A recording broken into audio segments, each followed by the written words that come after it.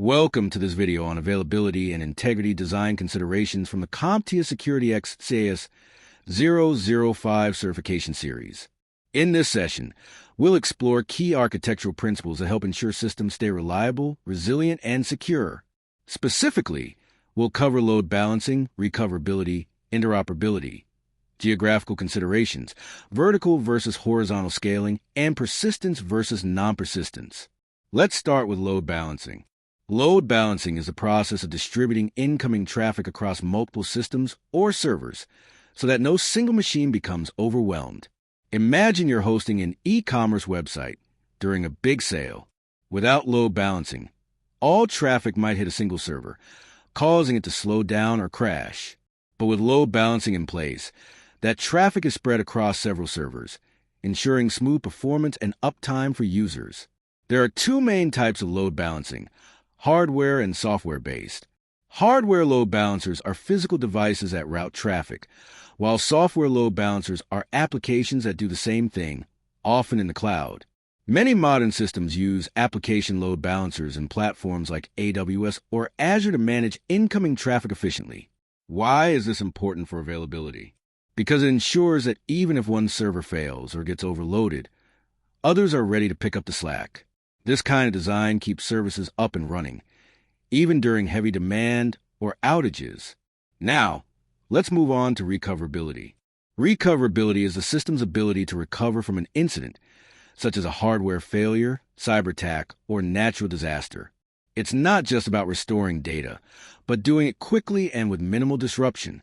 For example, suppose a hospital loses access to its patient database due to a ransomware attack. If they have robust backups and a tested disaster recovery plan, they can restore operations within minutes or hours rather than days. This means patients continue receiving care, and the hospital avoids serious operational risks.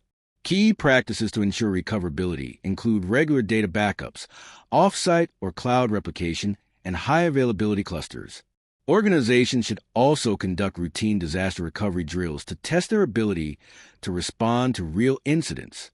Remember, recoverability not only protects availability by getting systems back online quickly, but also support integrity by restoring clean, trusted data. Next up is interoperability. Interoperability means that different systems, applications, or components can work together seamlessly, even if they come from different vendors or are built on different platforms. In today's IT environments, you'll often see a mix of operating systems like Windows, Linux, and macOS, cloud platforms like AWS and Azure, and security tools like firewalls and endpoint protection from various vendors. These tools need to share data, communicate securely, and support workflows across departments. A simple example of interoperability is when an organization's email system can integrate with its customer database, allowing automatic responses and updates. If those systems couldn't talk to each other, it would lead to delays, manual work, and potential errors. Poor interoperability can reduce availability if systems can't communicate or if admins need to spend time troubleshooting integration issues. It can also affect integrity if data is lost, duplicated, or mishandled during transfers. Now, let's talk about geographical considerations. When designing systems for high availability, it's important to think beyond a single physical location. Natural disasters, power outages, and regional internet failures can bring down data centers. That's why organizations deploy geo-redundancy, having multiple systems or backups located in different regions or countries. For example, a company might host one data center on the East Coast and another on the West Coast. If an earthquake impacts one region, users are automatically redirected to the working data center in the other region. Cloud providers offer tools like availability zones and geo-replication to support this kind of design. It's critical for businesses that operate globally or provide services 24/7. Geographical considerations greatly enhance availability, and if data is synchronized properly, they also protect integrity by ensuring that no transactions are lost during a failover. Let's now discuss vertical and horizontal scaling. Scaling refers to increasing system capacity to handle more load. There are two main ways to scale, vertically and horizontally. Vertical scaling means upgrading the existing hardware. For example, adding more RAM, a faster CPU, or additional storage to a server. It's like giving your car a bigger engine. Horizontal scaling means adding more servers or instances to your environment, like adding more cars to a fleet.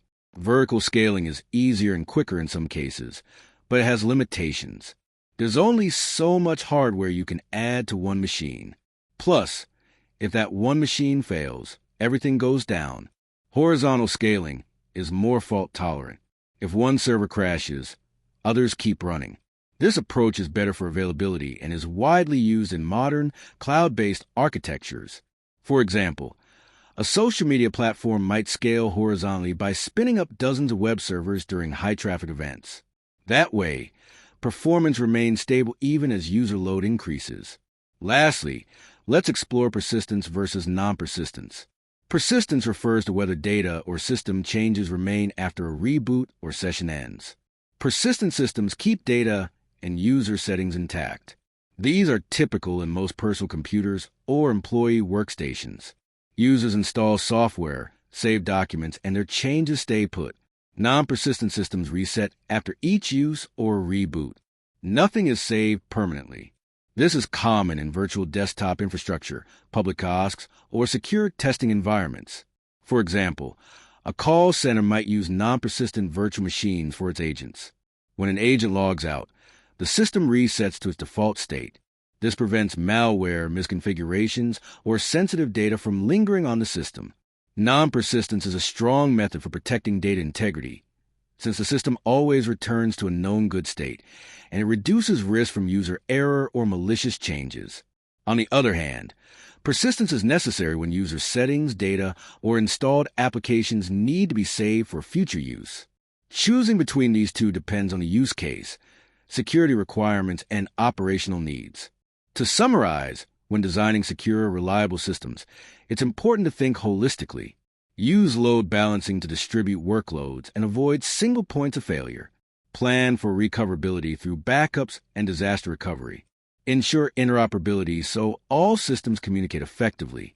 Apply geographical redundancy to stay online during local outages.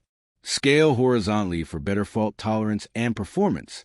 Choose persistence or non-persistence based on your security and operational needs.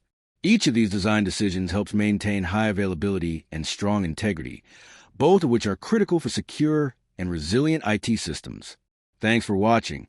In our next lesson, we'll explore how security zones and segmentation further protect your systems. Make sure to subscribe and stay tuned.